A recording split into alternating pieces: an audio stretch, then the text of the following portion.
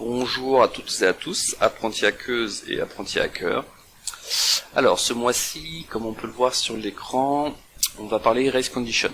C'est la chaîne de Pinkaboo, qui est donc la hackeuse qui illustre la vidéo de ce mois-ci, qui m'a donné l'idée. Donc elle a fait plusieurs vidéos à l'aide en résolvant une épreuve, on va dire, du Portsuger Academy, qui est sur du Race Condition. Et comme on n'a pas trop parlé de Race Condition, de mémoire en tout cas, sur la chaîne Axize, je me suis dit que c'était une bonne idée de parler de Race Condition ce mois-ci. Et donc pour parler de Race Condition, j'ai choisi pour trois raisons la machine Tenet qu'on voit ici. Donc la machine Tenet qui est plutôt bien notée, 4,6 sur 5, et je pense que c'est parce que les deux vulnérabilités exploitées sont intéressantes. Donc il y a une Race Condition et une Deserialization, donc désérialisation si on la prononce à la française.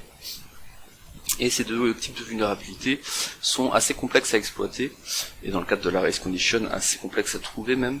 Donc c'est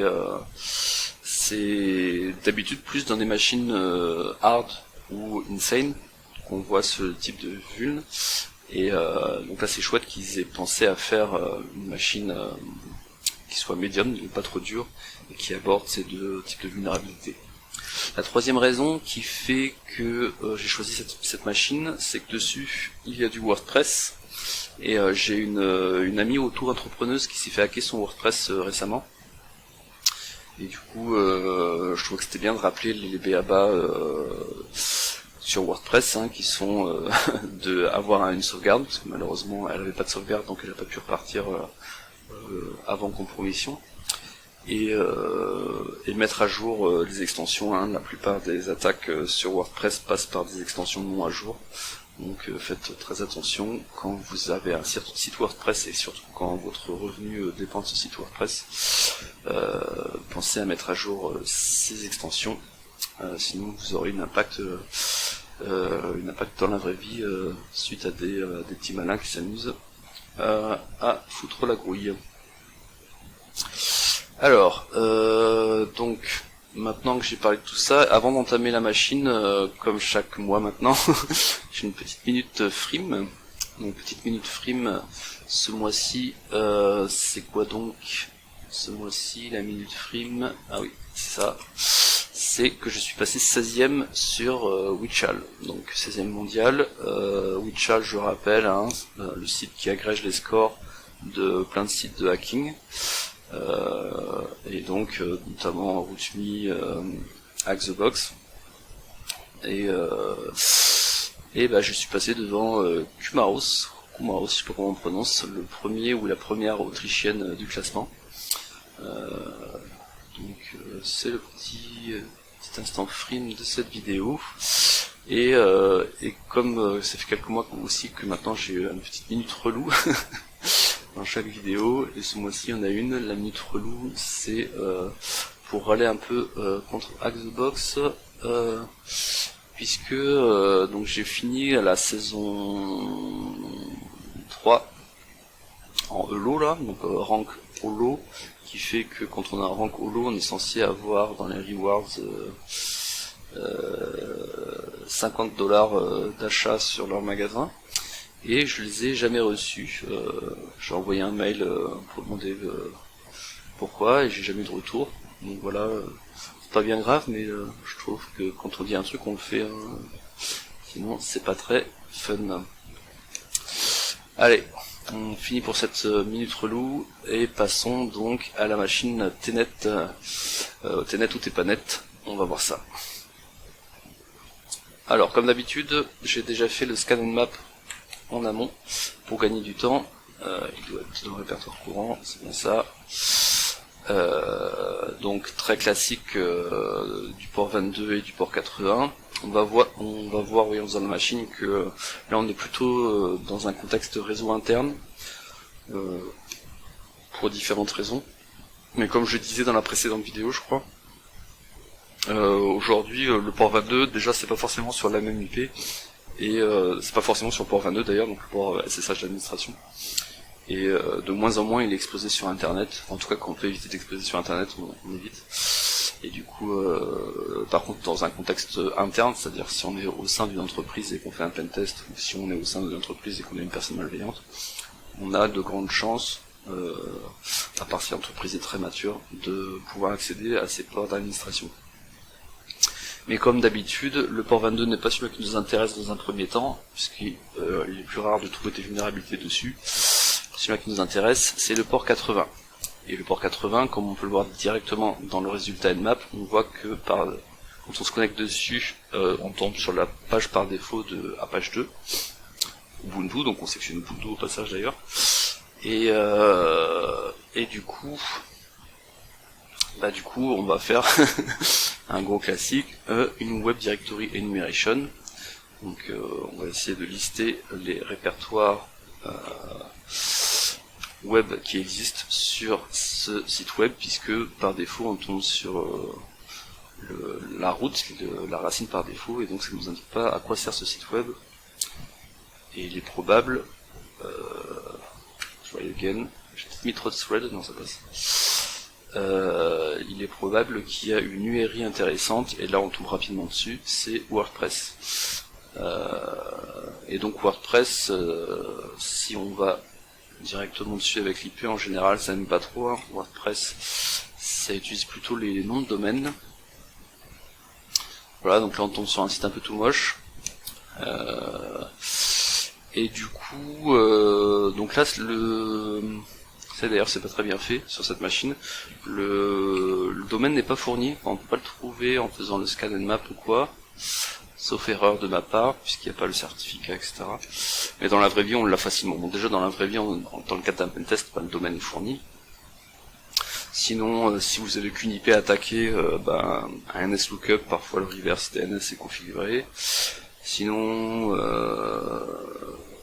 vous avez donc les certificats en HTTPS, le certificat permet de voir les domaines derrière.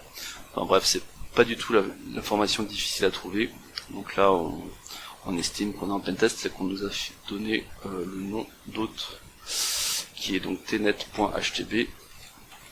Et donc si je vais sur tnet.htb/WordPress, ça ne marche pas parce qu'il faut mettre un HTTP devant, tnet.htb/WordPress. Et what the fuck.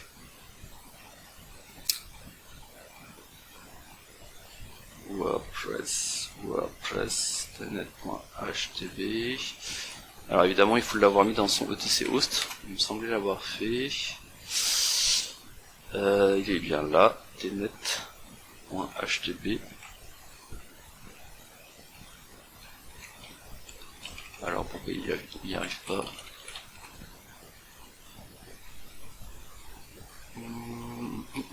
Ah mais non, faut pas mettre WordPress. Voilà. Il y a du vhost, donc du virtual hosting, on en a déjà parlé dans de précédentes vidéos Acksize, donc je ne reviens pas là-dessus. Et donc on tombe sur ce site WordPress, tout moche d'ailleurs. Parfois on a des beaux sites à attaquer, mais là il est pas très beau. Ok, donc maintenant qu'on a ce site WordPress, premier réflexe quand on a du WordPress, CF les anciennes vidéos d'Acksize, on fait un WP-scan pour WordPress Scan, un outil de scan dédié pour WordPress. Allons-y. Donc j'ai déjà fait dans la précédente vidéo, je vais pas rentrer dans les détails. Et en vrai, en plus, donc déjà il trouve plein de choses, puisque forcément vu que la machine est un peu ancienne, tout est relatif, hein, mais elle est de 2022 si ma mémoire est bonne. Hop, retire, tnet, où c'est qu'on a l'info de la date de sortie. Release 2021 même. Donc bon, forcément depuis il y a eu pas mal de versions de WordPress qui sont sorties, et y compris des plugins associés qu'on trouve sur cette machine. Donc c'est pour ça qu'on a pas mal de rouge et un petit peu d'orange. Mais c'est pas à l'époque où la machine est sortie, c'était pas le cas. Et donc du coup on va suivre le vrai chemin, enfin le chemin attendu en tout cas par l'auteur de la machine pour compromettre cette machine. Et c'était pas avec un WP-scan, donc c'était pas avec les versions non à jour de ce WordPress. Donc là le chemin attendu, c'est simplement il suffit de se promener un peu sur les 2-3 articles qui sont sur ce site WordPress. Il y en a un qui parle de migration. Donc ils sont une migration en cours, depuis un fichier à plat à quelque chose de mieux, donc on imagine une base de données. Et on a un commentaire de Nel qui est très intéressant parce qu'il nous dit vous avez enlevé le fichier sator.php et son backup. La migration est incomplète, pourquoi vous avez fait ça? Donc bon, a priori s'ils ont enlevé le fichier, on va pas pouvoir le retrouver. Hein.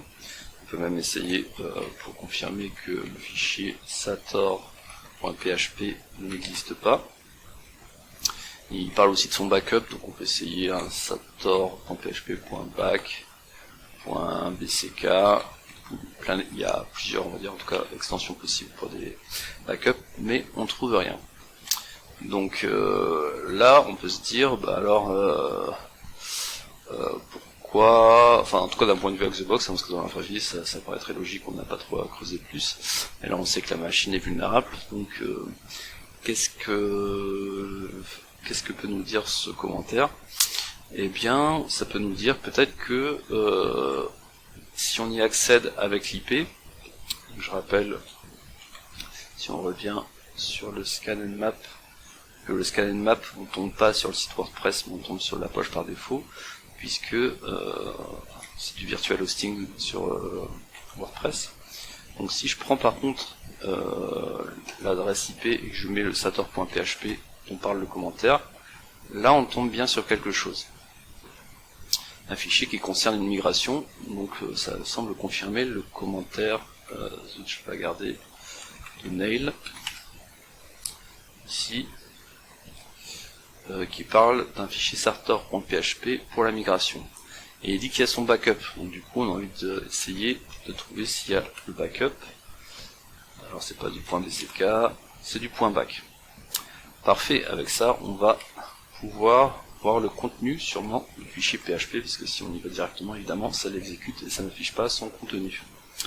Du coup je vais faire du curl hein, à l'ancienne pour voir un peu le contenu de ce fichier.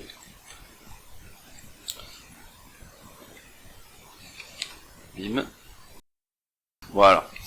Donc un fichier PHP assez court et du coup même je dirais que on va récupérer avec un wget.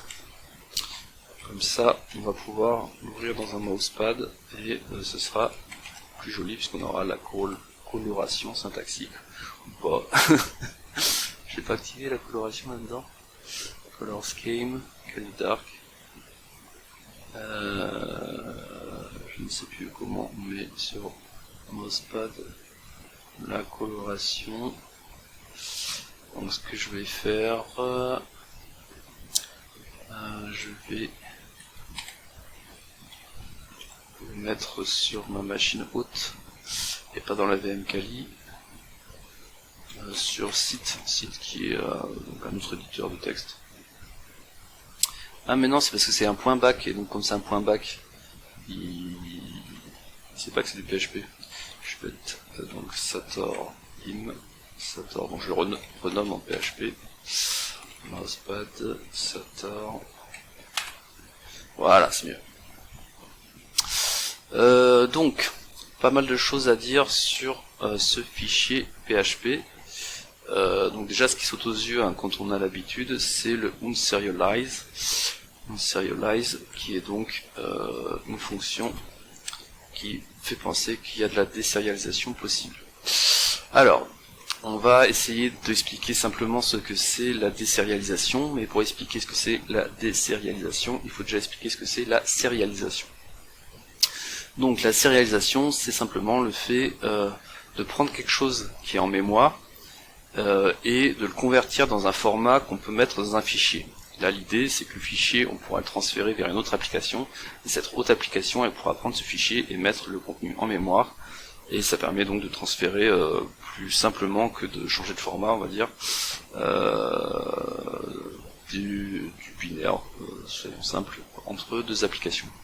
Donc ça, peu importe le langage, hein, donc il y a des spécificités en fonction des langages, mais on va retrouver de la désérialisation et de la sérialisation dans PHP, JavaScript, Python et what else, plein de programmes. Voilà pour la sérialisation. Donc la sérialisation, c'est je prends quelque chose en mémoire, je le mets dans un fichier. La désérialisation, c'est l'inverse, hein, donc je prends un fichier et je le mets en mémoire. Voilà, donc la fonction onSerialize dont je parlais, hein, on la voit ici. Donc c'est une fonction PHP, hein, qui crée une variable PHP à partir d'une valeur sérialisée. C'est-à-dire qu'elle va prendre ce qu'il y a dans input, elle va le désérialiser et mettre ça dans database update. Et du coup, quand on a onSerialize en PHP sur du contenu qui n'est pas secure par définition, et là on sait qu'il n'est pas secure puisqu'il est pris dans la variable repo de la requête get, donc c'est quelque chose qui n'est pas contrôlé, ce qui peut être manipulé par une personne malveillante. Et donc là, très probablement c'est exploitable. De manière générale, quand on a de la désérialisation sur du contenu non contrôlé, en général c'est exploitable, pas forcément facilement, mais c'est exploitable, puisque même si vous pouvez mettre des filtres ou quoi, c'est super compliqué de filtrer toutes les possibilités d'attaque possibles sur de la désérialisation. Ok, donc on parle aussi parfois, en anglais, de serialized, donc de sérialiser. Donc la désérialisation, comme je l'ai dit, si on contrôle pas le contenu de ce qui est désérialisé, c'est une opération très risquée.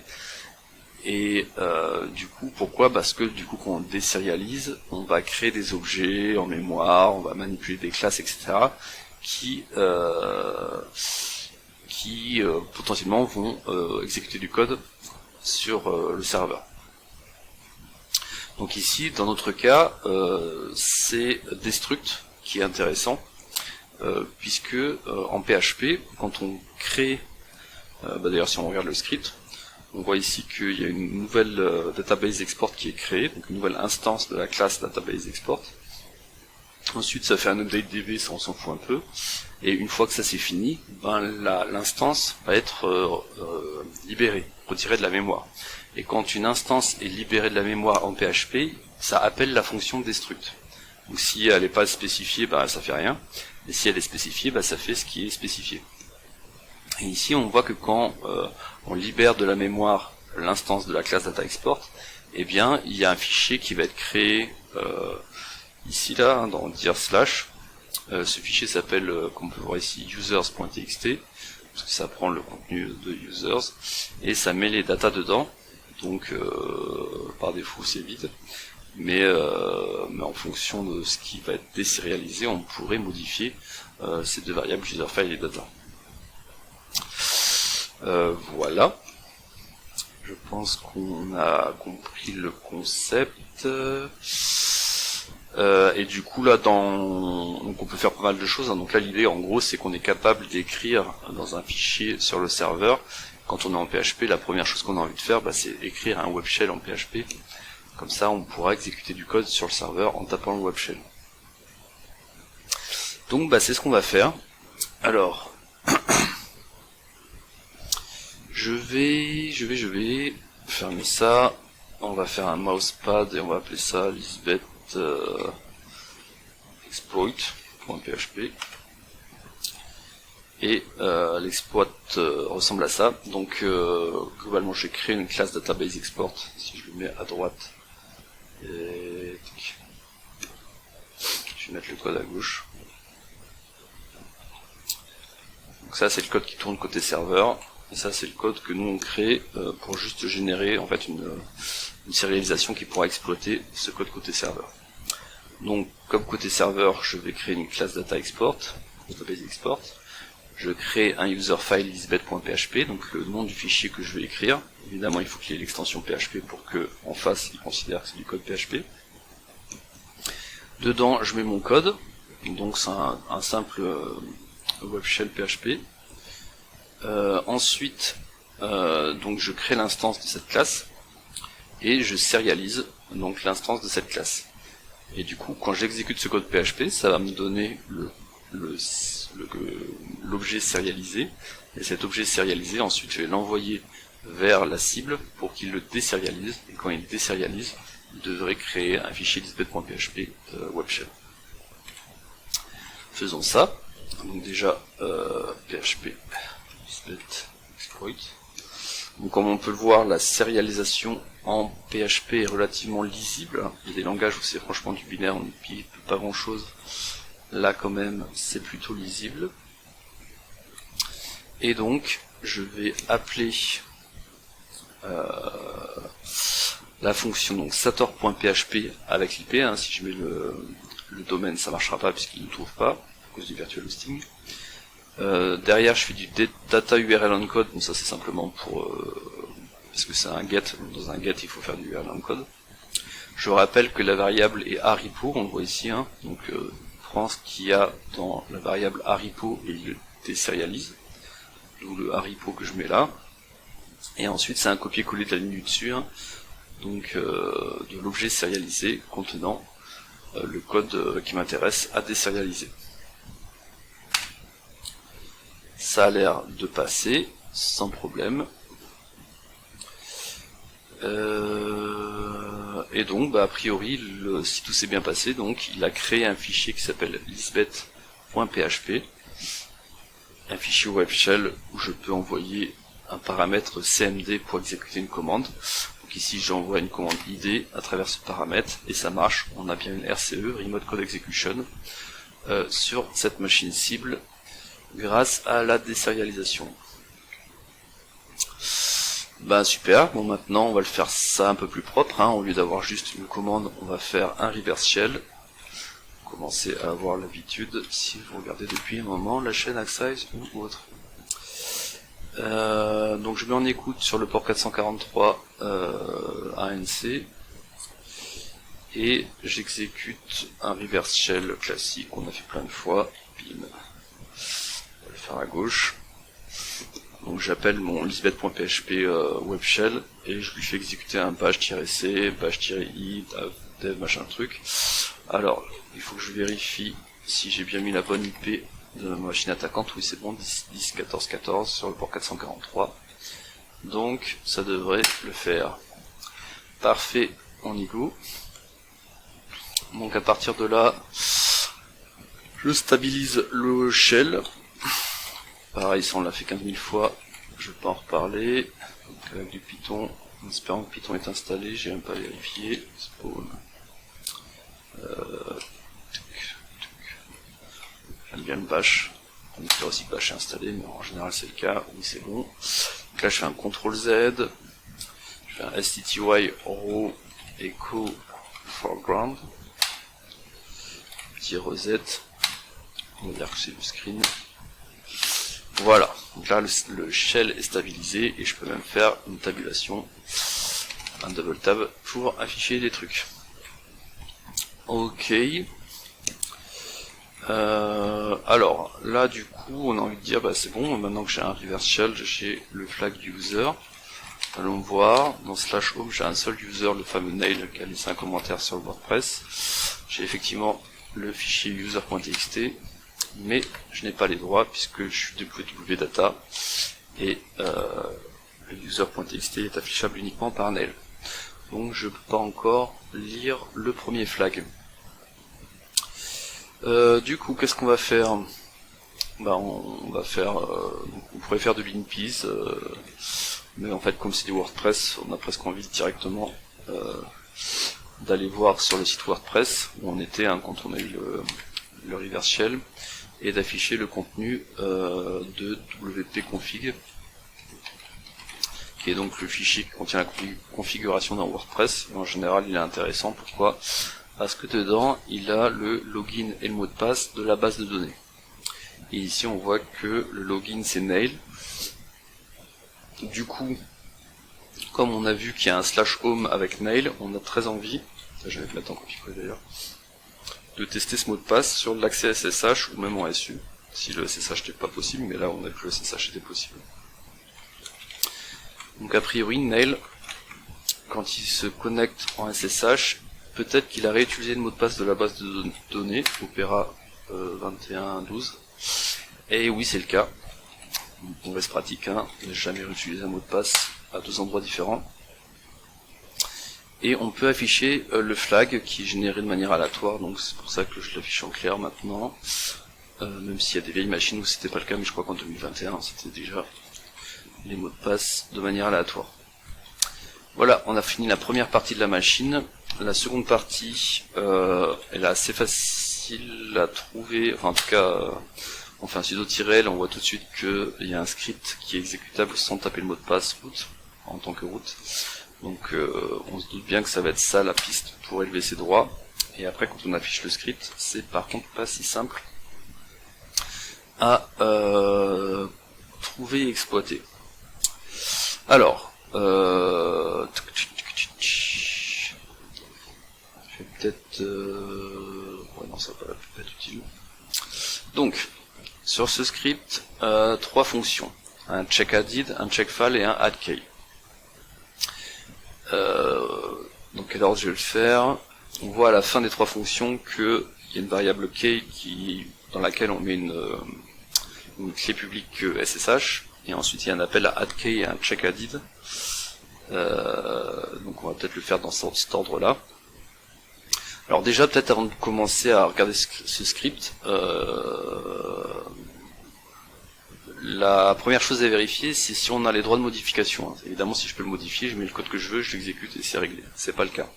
Deuxième chose à vérifier, c'est de voir s'il y a des paramètres, des entrées qu'on contrôle, qu'on peut envoyer sur le script. C'est pas le cas non plus. Ensuite, on peut se dire, vu que je connais la clé publique, est-ce que j'ai pas, mais il faudrait que j'ai la clé privée. Et évidemment, trouver la clé privée depuis la clé publique, bon courage. Donc finalement, en fait, c'est pas si simple, même si on a les droits d'exécution en tant que oui, c'est ça, en tant que root sur ce script, c'est pas, il n'y a pas de easy quick win, on va dire, visible. Donc analysons plus en détail ce script bash shell. Donc addKey. On a une clé publique qui est mise dans une variable key, et ensuite on appelle addKey. AddKey, dedans, on voit qu'il y a un répertoire temporaire qui est créé avec un pattern, comme on voit ici. Donc XXX sera remplacé par des caractères aléatoires. Ensuite on a un umask, et umask, j'ai une petite anecdote là-dessus, c'est une question, bon, je fais passer des validations techniques, hein, donc des entretiens d'embauche pour les personnes qui souhaitent rejoindre la business unit où je travaille, et parfois effectivement dans les questions que je pose, je demande c'est quoi un umask, pourtant question pas spécialement compliquée, et je suis assez surpris que souvent aujourd'hui le candidat ne sait pas ce que c'est. Pourtant c'est quand même encore d'actualité, même si effectivement c'est une commande qui existe depuis fort longtemps. Et donc du coup, pour rappel, umask c'est quoi? C'est un peu comme un masque réseau qu'on applique à une IP, mais là c'est le masque qu'on applique au droit d'un fichier quand on crée un fichier ou un répertoire. Et donc du coup, umask 110, ça veut dire que le fichier va être créé en tant que 667. J'ai une connerie ou pas là? Ouais, c'est ça, 667. Oui, c'est ça. Du coup, le fichier SSH là, dont on connaît pas le nom précis puisque c'est random à cause du mktemp, il va être créé avec des droits 667 dessus. Donc 667, ça veut dire quoi? Ça veut dire que on a les droits, enfin tout le monde peut le lire et écrire dedans. Donc ça c'est chouette quand même. Le problème c'est que déjà on le connaît pas. Après il y a moyen de le retrouver, on va voir comment. Mais même si je le connais, en fait, le truc c'est comme on le crée et derrière on écrit dedans, on envoie le check, on va voir après, et on fait un 4 machin. Mais en fait, c'est pas le fichier. Une fois qu'on a exécuté le script, il n'existe plus. Il est RM ici là. Donc bon. À première vue, ok. On va voir si c'est exploitable ou pas ce problème de configuration du masque. Donc continuons sur l'analyse du script. Donc j'en étais au umask. Donc une fois que le fichier est créé avec ses droits, on écrit dedans la fameuse clé publique. On fait un check file qu'on va regarder ensuite. Ensuite on affiche le contenu de ce répertoire de ce fichier temporaire dans ToolASCII. Donc en gros on met la clé publique ici dans le ToolASCII de route, ce qui nous permettra de se connecter avec la clé privée en SSH au compte route. Et enfin on supprime ce fichier temporaire. Donc le check file, qu'est-ce qu'il fait? Le check file, donc il utilise une comment dire en français, conditional expression, une expression conditionnelle en bash pour vérifier si le fichier existe, s'il a une taille supérieure à 0 et si c'est un fichier regular file, donc -f, un fichier sera un fichier par répertoire. Si tout ça n'est pas vrai, eh bien il affiche une erreur, creating keyfile. Mais sinon, si le reste est vrai, c'est bon. Voilà. Et enfin, on a la troisième fonction qui était checkadded. Il faut que je remonte un peu. Checkadded, qu'on appelle à quel moment? En dernier, je crois. Voilà. Après avoir fait la add key, on fait un checkadded. Donc la checkadded, elle fait quoi? Donc elle utilise cut pour récupérer en gros la clé publique et elle vérifie les noms dans le fichier authorized case. Et donc si c'est bon, ça affiche la clé a bien été ajoutée. Si c'est pas bon, la clé n'a pas été ajoutée. Donc comme son nom l'indique, en fait, elle vérifie l'ajout de la clé publique dans le fichier authorized key. Ok, alors en espérant que le script soit plus clair, on va parler maintenant de race condition. Il n'y a pas trop de suspense, on s'en doutait un peu vu que c'était l'introduction de cette vidéo. Donc le race condition, c'est quoi? C'est une situation de compétition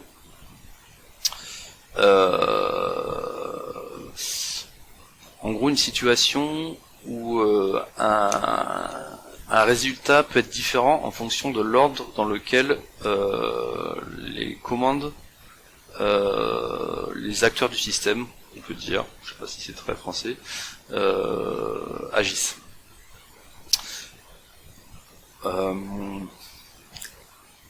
En gros, quand il y a plusieurs ressources, non, on va dire plutôt acteurs. Donc il y a plusieurs acteurs qui essayent d'accéder à une ressource partagée, genre un fichier, une imprimante, etc. On va dire à peu près en même temps.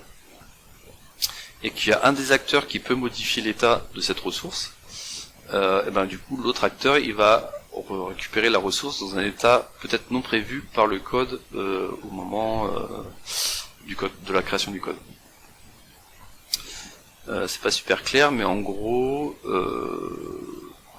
si dans notre cas, si le fichier au moment où on le lit a été modifié par quelqu'un d'autre, si le fichier et au moment où il est lu par le code, le fichier authorized, s'il a été, pardon, le fichier tmp name, si ce fichier-là a été modifié par une personne malveillante entre le moment où il est créé et le moment où il est lu, et bien du coup le programme va s'exécuter avec une ressource qui contient pas ce qu'il pensait qu'elle contenait. Pas super clair, je pense, mais bon. Donc en gros, ce qu'il faut retenir, c'est que si la ressource partagée est ce qu'on appelle immuable en français, je crois, du coup on est immunisé contre ce problème, puisque la ressource, comme elle peut pas être modifiée, eh ben il n'y a pas de problème de race condition. Par contre, si la ressource partagée peut être modifiée par une autre personne dans ce temps très court de 3 instructions bash, eh bien on a une race condition. Donc comme on peut le voir, c'est des problèmes particulièrement difficiles à identifier et à corriger, puisqu'ils ne surviennent que suite à l'ordonnancement particulier et difficilement reproductible d'une séquence d'événements.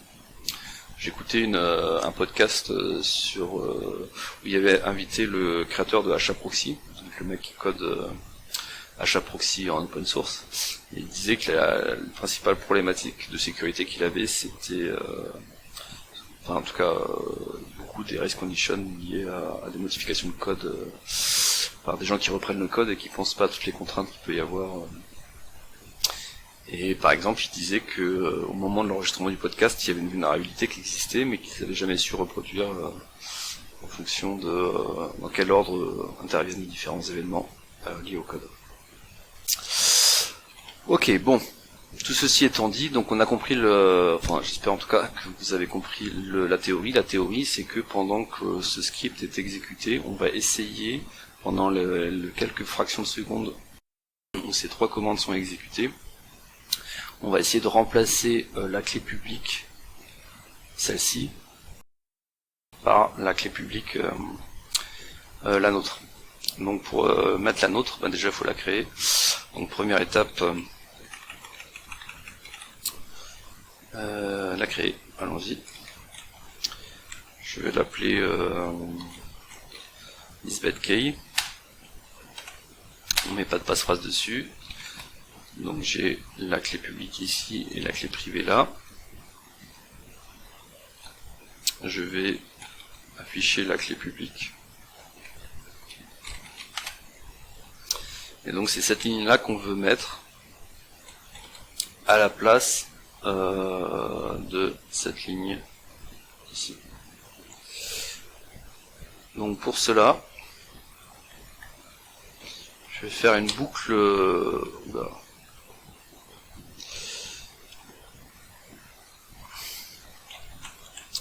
Problème de copier-coller, je la refais. Je vais faire une boucle infinie while true qui va donc en permanence exécuter sur la machine cible. Donc en permanence, je cherche dans TMP tous les fichiers qui commencent par SSH-, puisqu'on ne connaît pas, il est random. Et à chaque fois que je le trouve, j'en trouve un, j'écris dedans ma clé publique au lieu de mettre cette clé publique là. Voilà, donc très simple. Et par contre, du coup, il me faut un deuxième shell qui me permettra de lancer en parallèle le script enable ssh.sh avec sudo. Donc on avait dit que c'était Opera 21.12. Ok. Donc je vais exécuter. Tiens, je vais pas parler aussi, mais il n'y avait pas de problème de relative pass aussi. Je crois qu'on avait fait d'autres vidéos où on pouvait exploiter dans des sudos ou ailleurs des chemins relatifs. Là, il n'y a pas ce problème-là, donc c'est pour ça qu'on n'a pas exploité ça. Ok, donc à droite, je lance ma boucle qui tourne en permanence. À gauche, je lance avec un sudo le fameux script. Et là, on voit que ça me renvoie une error inadig root ubuntu /file. Donc ça, c'est bon signe. Pourquoi c'est bon signe? Parce que si on revient sur le script, mais je pense que ça va pas être simple, parce qu'il doit y avoir 3 milliards de trucs comme ça. On va plutôt faire autrement. Je vais juste le rafficher en fait. Donc si on regarde le script, hop, on voit que error in adding, il est ici. Attends, error in adding rootkey, il est là. Donc là, ça veut dire qu'au moment où il fait le check, il voit pas la clé publique qu'il pense trouver. Celle qui est en root Ubuntu. Donc, ça peut vouloir dire qu'on a réussi notre attaque et que pendant le courte seconde où la clé publique est ajoutée, on a eu le temps d'écrire la nôtre à la place. Donc, en haut à gauche, je vais mettre en plein écran, j'essaye de me connecter en SSH en tant que root avec la clé privée associée à la clé publique qu'on a créée et qu'on pense avoir écrit dans le fichier authorized key du root. Et ça passe, on a bien remplacé la clé dans le .ssh authorized key. Ici, c'était pas la clé prévue par le enable SSH, mais c'est bien notre clé qui a été remplacée, puisqu'on a gagné la compétition, on a gagné la course avec le script enable SSH. Voilà, j'espère avoir été à peu près clair. Donc si on passe d'un point de vue boot team, qu'est-ce qui a permis de compromettre cette machine? Donc pas mal de choses, hein. Donc premier point, c'était quoi? C'était le fait que sur le WordPress, il y a eu des informations intéressantes de communiquer. Ça, à la limite, c'est pas le plus grave. Le plus grave, c'était le fait que le fichier sator.php était accessible à tout le monde pendant une migration. Donc pendant une migration, éviter de mettre des trucs accessibles à tout le monde, surtout sur Internet, et mettez en place l'authentification, même si c'est pour une courte période de temps. Et ensuite, la plus grosse problématique, c'était la désérialisation de contenu que vous ne maîtrisez pas, ne jamais le faire, c'est super dangereux. Ensuite, une fois qu'on a exploité la désérialisation, on avait de la réutilisation de mots de passe, hein, classique, mais on s'en voit encore aujourd'hui, ne jamais réutiliser un mot de passe sur deux services différents. Donc là, c'était entre la base de données WordPress et le compte SSH de Nail. Ensuite, suite à ça, c'était donc la race condition sur l'appli Vesk. Donc faire attention aux ressources partagées qui sont accessibles par tout le monde. Donc là, typiquement, la façon la plus simple pour corriger ce script, hein, c'est ce enable.ssh en bas à gauche. C'est simplement de pas mettre ce umask, hein. Ça c'est volontairement mis par l'auteur, mais dans la vraie vie, s'il n'avait pas mis ce umask là, le fichier aurait été créé non modifiable par tout le monde, et donc cette attaque n'aurait pas pu avoir lieu. Voilà, n'hésitez pas à laisser des commentaires, et je vous dis à la fois prochaine pour faire un pas de plus vers le niveau en hacking de Lisbeth Salander.